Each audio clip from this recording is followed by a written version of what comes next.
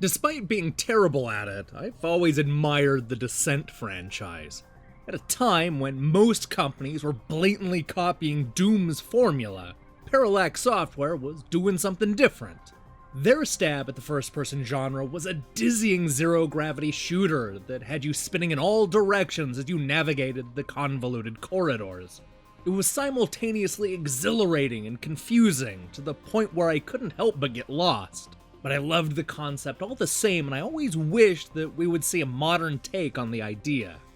In a lot of ways, Sublevel Zero Redux is the game I've been waiting for.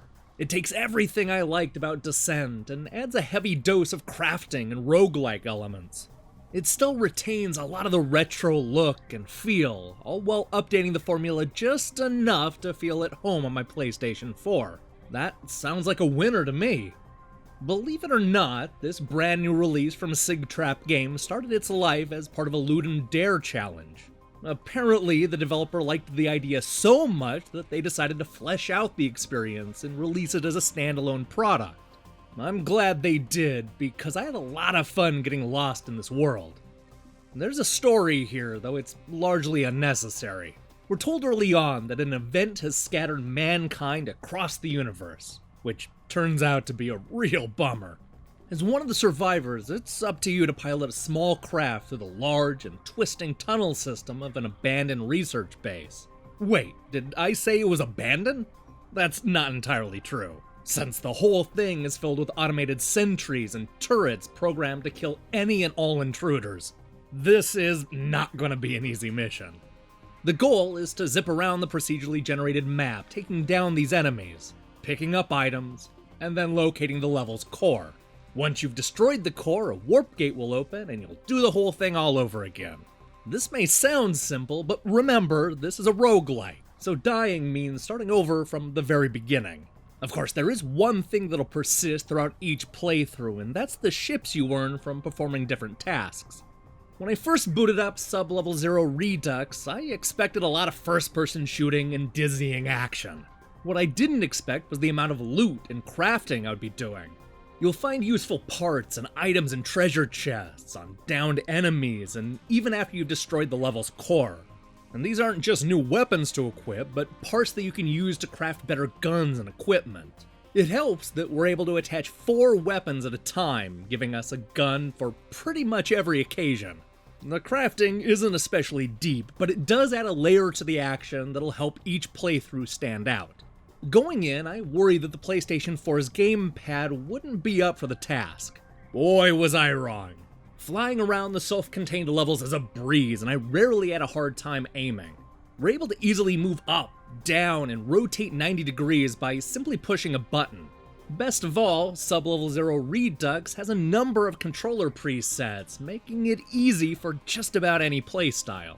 Given all the flying and rotating you do, I could see how the gameplay could have been botched a million different ways. The fact that it's so effortless here will likely go unnoticed by many, but that's just a testament to how good it actually is. Unfortunately, I'm not as enthusiastic about other aspects of Sublevel Zero Redux. A big problem I ran into is that the level designs aren't always conducive to the type of firefight you get into. It's fine when the area is wide open and easy to fly around, but things get dicey the moment you have to dodge bullets in a cramped corridor. I found it to be a little too easy to take cheap hits, which can be especially bad when there's an enemy both in front of you and behind. And since you have to start over from the very beginning, these cheap deaths are the very definition of frustrating. The lack of variety in both the locations and enemies certainly doesn't help. While the game does change up the visuals from level to level, a lot of the area will begin to blur together after only a few plays. You'll also recognize the tiles they're using to construct the world. Even though the levels change, the rooms and corridors will repeat. The same goes for the enemies, which are all ugly and boxy. It would have been nice to see a little more variety in both the background designs and the robots you fight. I may not have been that into the enemies, but I was impressed by the overall visuals of Sublevel Zero Redux. The retro-inspired visuals are quick and crisp, but giving the game an instantly impressive look. My only real complaint is that sometimes the explosive action gets in the way. I found that it's occasionally difficult to see the enemy bullets because there's so much happening on screen. I can also imagine that the chaos may be a little too much for people who are easily prone to motion sickness, though the game does offer quite a few options to help combat that issue. Overall, the presentation is one of the best things about Sigtrap's new PlayStation 4 game. Much like Descent, Sublevel Zero Redux is a game I admire more than love. It has a lot of cool elements that are handled well, but I'm not sure how often I'll want to return. The game's repetition and sameness started to get to me after only a few hours, and the dizzying levels all start to blur together after a while.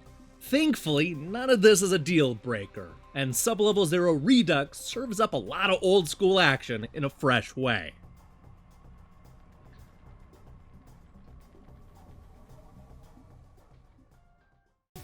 Hey, thanks for watching our review. This was originally going to go up on Friday, but things got pushed around thanks to the tabletop racing embargo. But hey, maybe that's for the best, because both today and tomorrow was gonna be crazy. In a few hours, we're going to be taking a look at a game called Little Triangle. And then tomorrow, we're going to review the aforementioned Tabletop Racing World Tour, as well as something called Too Dark. I have literally no idea what that is, but I'm going to start it up the moment I finish recording this review. Outside of that, I don't know what else to tell you, so go ahead and click the subscribe button and support what we're doing here. Until then.